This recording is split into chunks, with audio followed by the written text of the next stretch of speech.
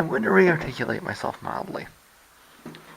If I was an American, I would probably weigh things differently. I may not like Clinton very much. I might be to her left on 19 out of 20 issues, and consequently disagree with virtually everything she believes in.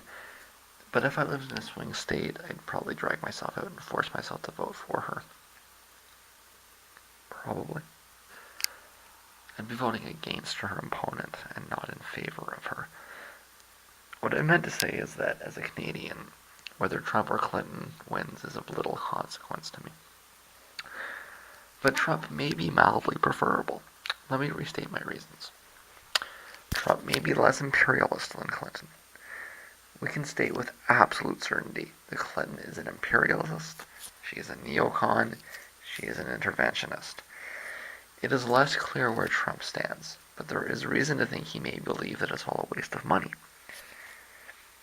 If you really want to end these endless, pointless conflicts, then Clinton is just about the worst person that you could put in power. Because she will continue them, she will escalate them, she will make it worse. Okay? Anything is better than Clinton if you're concerned about this. Okay? She is the worst possible choice.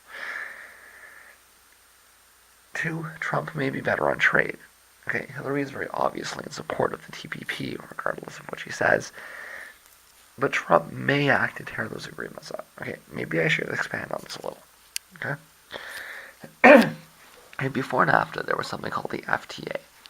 It was just Canada and the United States. Then this was expanded to include Mexico, and that was NAFTA. Okay, my position on free trade is very similar to that of the Canadian Liberal Party. They supported the idea of free trade with the United States, but they opposed the FTA. It was the conservatives that put the deal through. I would also support the idea of free trade with Mexico, but only under the condition that they pass more strenuous labor laws. See, that's the real problem. It's not that trade exists. It's that companies have a way out of adhering to labor laws. They just need to move to Mexico, right? The currency thing is also a factor, but if the Mexican state would catch up on regulations, then most of the problems would resolve themselves very quickly. And why aren't they? Because the Mexican state is horribly corrupt. So I would like to see NAFTA dissolved until Mexico can get its labor laws up to par. This is the same kind of process that the EU uses around its member states, something like that. Okay, and let the other Central American states in too if they want. I would argue, though, that dissolving NAFTA does not dissolve the FTA, even if it needs a little work, too, to be actual free trade and not just investors' rights. So that means I do support free trade between the US and Canada, but oppose NAFTA until Mexico pulls itself up. I would have similar views on the TPP, although I would support an open trade agreement between the United States, Canada, Australia, New Zealand, and Japan. I'd support free trade with Europe and large amounts of South America.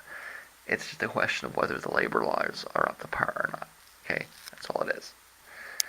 Clinton may claim she sort of agrees. We all know she doesn't.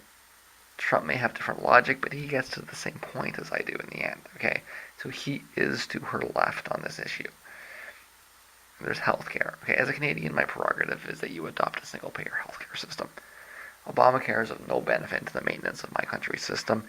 It's just a continuation of the status quo of a huge corrupt market on the border. I would like to see you abolish the market. The easiest way to do this is universal coverage over single payer, but it's the abolition of your market that I'm concerned with. Hillary is not in favor of abolishing this market. Trump is less clear, but Obamacare is a huge obstacle in abolishing the market because people have come to accept it as a compromise. So any step to abolish Obamacare is within my best interests as a Canadian liberal that supports single payer and sees the American system as a perpetual threat to it. A fourth is the dollar. Now, this is a bit sneaky, but I actually think that Trump may crash the dollar, and that benefits me in a lot of ways as well. So again, I'm not endorsing Trump. I'm not arguing you'd be better off under Trump. I'm just pointing out that I need to disengage. Okay, as a Canadian anti-war leftist, I simply don't think that taking a pro-Clinton position is at all in my self-interest. I should also remind some middle-of-the-road political moderates, or perhaps people under 30, that free trade is not a minor concern on the left. It was the central focus of the left throughout the 90s, culminating in major protests in Seattle, Quebec City, and other places. The ultra-globalization movement fizzled out after 9/11 under the effects of police state powers passed to quote-unquote protect us from terrorists, and Clinton supported every single one of those measures. But the issue has never lost importance to leftists. It's not just another thing on the list, okay? It's the single biggest issue, outside of putting an end to the wars created by 9/11. This might be something Bernie doesn't realize. He might want to do some polling. He may be shocked to find out that only a small percentage of his backers have any interest in getting tough on Wall Street at all. Frankly, the whole Wall Street spiel is actually pretty much my biggest disagreement with him.